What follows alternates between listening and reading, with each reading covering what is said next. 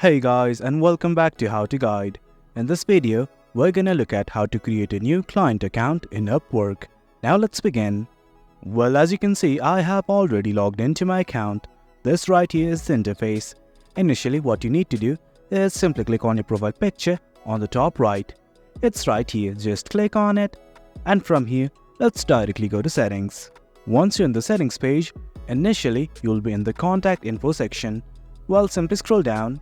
And right here you'll see something like additional accounts, and here's client account and agency account. Right now we want to create the client account, so I'm simply going to click on new client account button right here.